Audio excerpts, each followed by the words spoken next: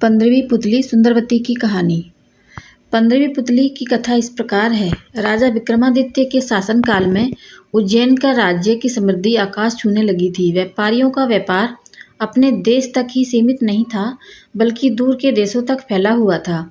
उन दिनों एक सेठ हुआ जिसका नाम पन्ना लाल था। वह बड़ा ही दयालु था, परोपकारी था, चारों ओर उसका यश था।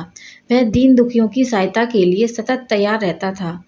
उसका पुत्र था हीरालाल, जो पिता की तरह ही नेक और अच्छे गुणों वाला था। वह जब विवाह योग्य हुआ तो पन्नालाल अच्छे रिश्तों की तलाश करने लगा। एक दिन एक ब्राह्मण ने उसे बताया कि समुद्र पार एक नामी व्यापारी है जिसकी कन्या बहुत ही सुशील तथा गुणवंती है। पन्नालाल ने फौरन उसे आने जाने का खर्च देकर कन्या पक्ष वालों के यहाँ रिश्ता पक्का करने के लिए भेजा। कन्या के पिता को रिश्ता पसंद आया और उनकी शादी पक्की कर दी गई।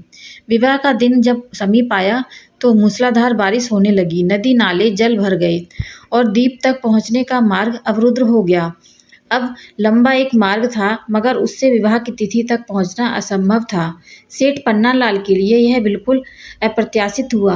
इस स्थिति के लिए वह तैयार नहीं था, इसलिए बेचैन हो गया। उसने सोचा कि शादी की सारी तैयारी कन्या पक्ष वाले कर लेंगे और किसी कारण बारात नहीं पहुंची तो उसको ताने सुनने पड़ेंगे और जगहंसाई होगी। जब कोई हल नहीं सूझा तो विवाह तय कराने वाले ब्राह्मण ने सुझाव दिया कि वह अपनी समस्या राजा विक्रमादित्य के समक्ष रखे। उनके अस्तबल में पवन वेग से उड़ने वाला रथ है और उसमें प्रयुक्त होने वाले घोड़े। उस रथ पर 8-10 लोग वर सहित चले जाएंगे और विवाह का कार्य शुरू हो जाएगा। बाकी लोग लंबे रास्ते से होकर बाद में सम्मिलित हो जाएंगे। सेठ पन्नालाल ने तुरंत राजा के पास पहुंचा और अपनी समस्या बताकर हिचकिचाते हुए रथ की मांग की। विक्रम ने मुस्कुराकर कहा कि राजा की हर चीज प्रजा के हित के लिए, रक्षा के लिए होती है, और उन्होंने अस्तबल के प्रबंधक को बुलाकर तत्काल उसे घोड़े सहित वह रथ दिलवा दिया। प्रसन्नता के मारे पन्नालाल को नहीं सूझा कि राजा विक्रम को कैसे धन्यवाद दे।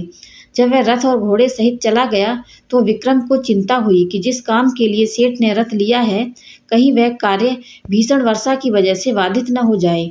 उन्होंने माँ काली द्वारा प्रदत्त वेतालों का स्मरण किया और उन्हें सकुशल वर को विवाह स्थल तक ले जाने तथा विवाह संपन्न कराने की आज्ञा दी।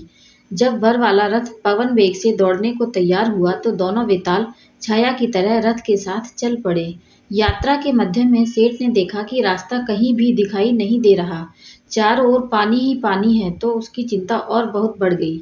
उसे सूझ नहीं रहा था कि क्या किया जाए। तभी अविश्वसनीय घटना घटी। घोड़ों सहित रथ जमीन के ऊपर उड़ने लगा।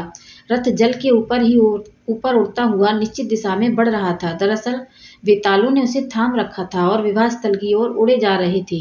निश्चित मुहूर्त में सेठ के पुत्र का विवाह संपन्न हो गया।